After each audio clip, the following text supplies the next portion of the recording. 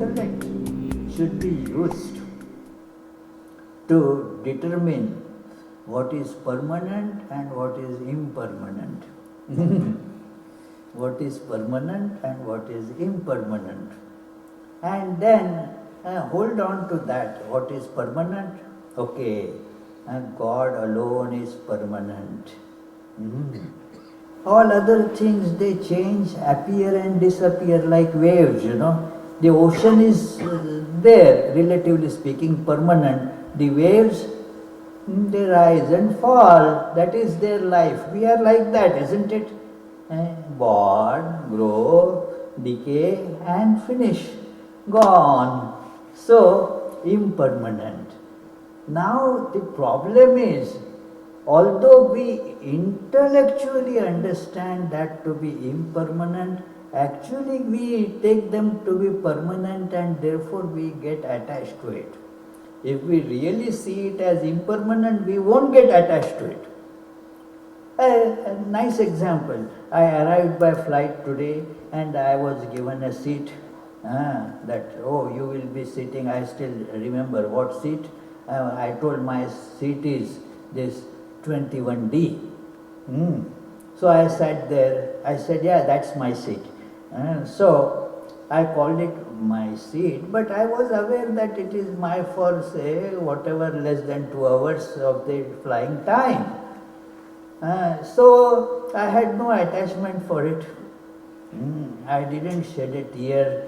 Oh my dear seat, it is such a pain to leave you. Oh, even before the plane reached the gate, I was taking my things off, and then as soon as the passage was open, I rushed out. I called him, hey, yeah, I'm here. So we won't get attached if we really know that they are impermanent.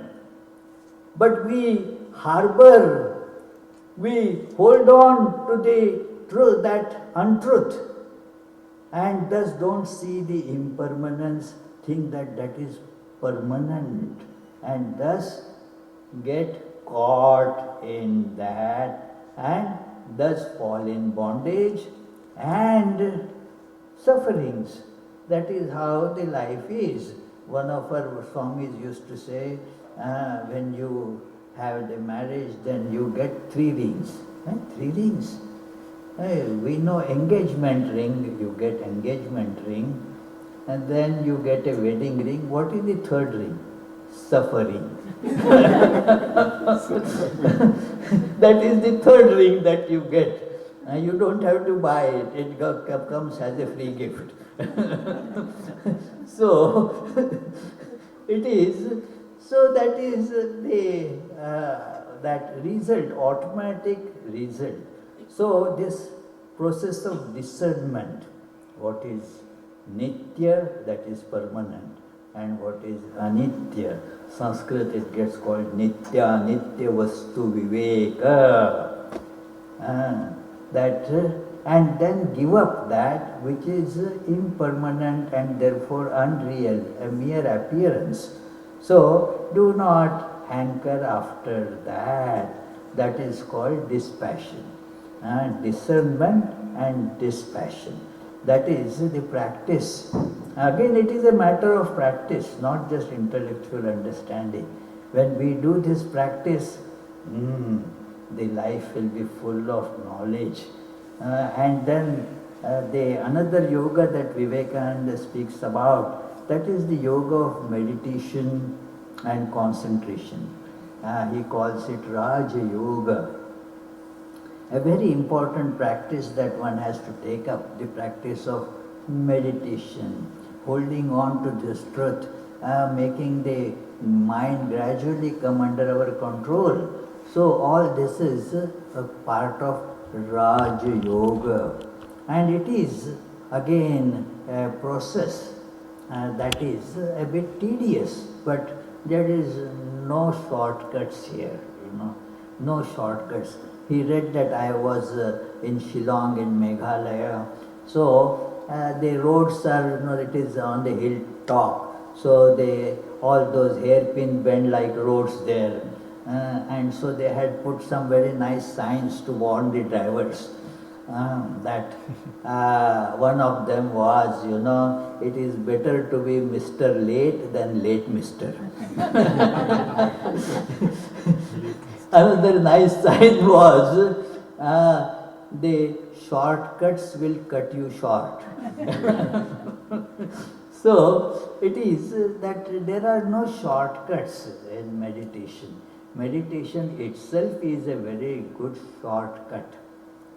That go to learn how to see the mind that can be controlled through various processes. I don't have time to give the details of this process. I already have taken a lot of your time, and I know it is getting late. You must be hungry to get food now, because you got the food for thought, but then the guts are crying for their share. So it is. Therefore, I request you to dwell on this point, and then let the life go along the lines of yoga. There is the opposite word that our life is going on. In Sanskrit, that is called bhoga. Life of bhoga. Bhoga means the life of so-called temporary enjoyments. That is called bhoga. So instead of life of bhoga, now we have to just change the direction. Just as when we realize, in the days of not having GPS, that used to be a very often thing, that you miss the road. And then you are going in the wrong direction. And then when you realize, what do? Do you spend time in crying? You immediately change the direction. At the next exit, you take the turn, you turn and go back to the right road. So, if we understand this line of bhoga is bad, that is making me sad in life, that is making me terribly bound here, what will we do? No brainer, isn't it? Take the path of yoga. Thank you very much, friends. May God inspire us to follow this proper path, and thus thereby get to the destination of realizing the infinite, the truth that Brahman alone is real. Thank